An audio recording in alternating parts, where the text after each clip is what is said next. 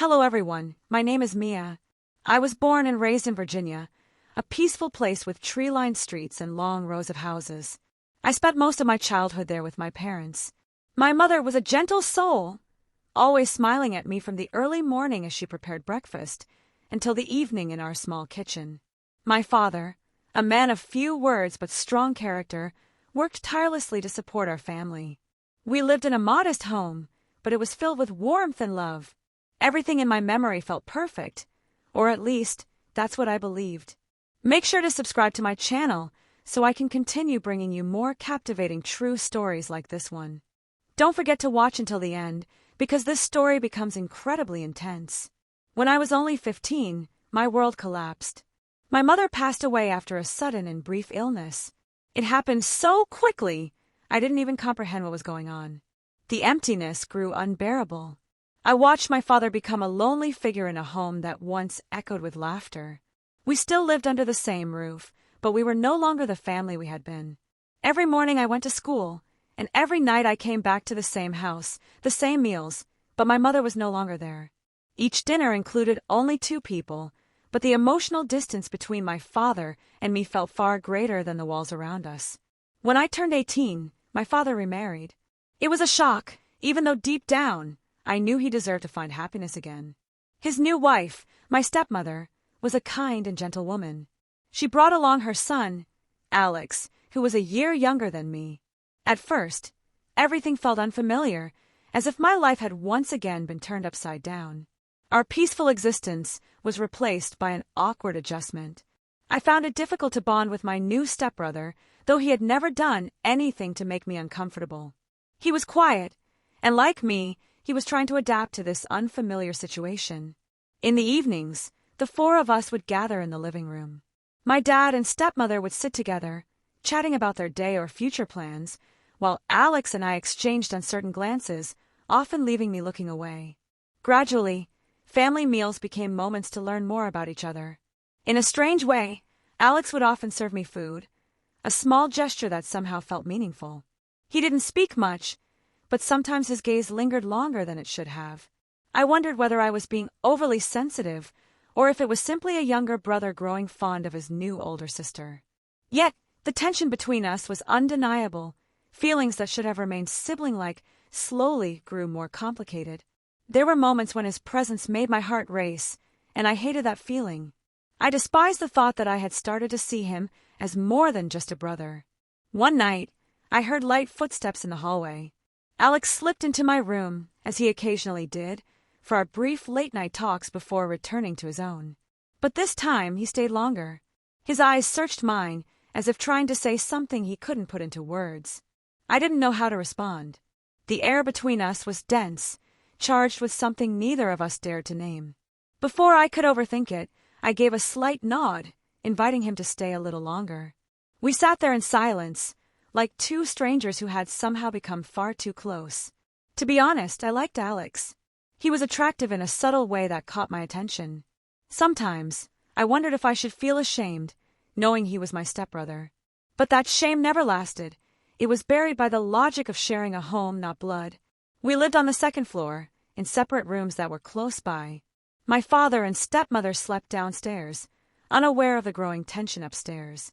Alex and I were both at pivotal points in our lives. I had just started college, and he was preparing for his final high school exams. Our days were filled with responsibilities, but in the quiet evenings, the silence between us spoke volumes. We'd sit together on the couch, the flickering light of the TV casting soft shadows on our faces as we avoided words we both wanted to say. What I felt wasn't typical sisterly affection. I liked him in a way that went beyond family, and I couldn't pretend otherwise anymore. One peaceful evening, our parents had gone on a 5-day trip, leaving Alex and me alone at home. At first, it felt like a break, freedom without supervision. That night, we sat in the living room watching a romantic film, though neither of us cared about the plot. I had made some snacks, dried squid and soda, and we tried to unwind from the week.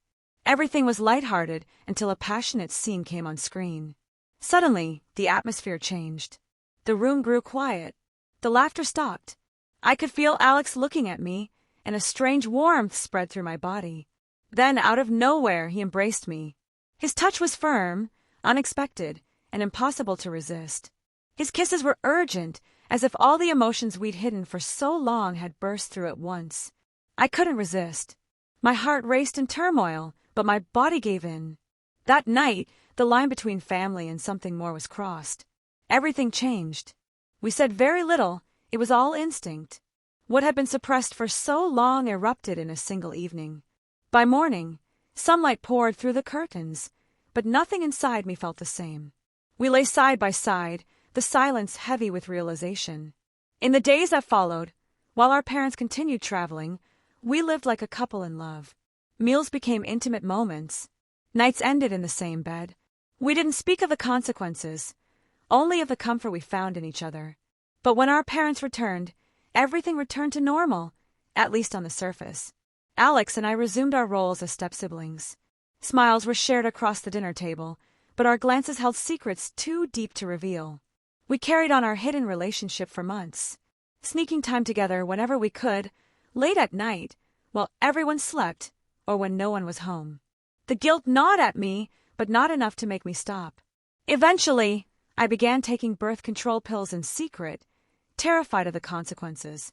A year later, Alex graduated and moved to another city for college. That changed everything. The distance made our secret harder to maintain. The silence grew. The connection slowly faded. I tried to move forward. After college, I found a stable job at a digital company, nothing glamorous but peaceful.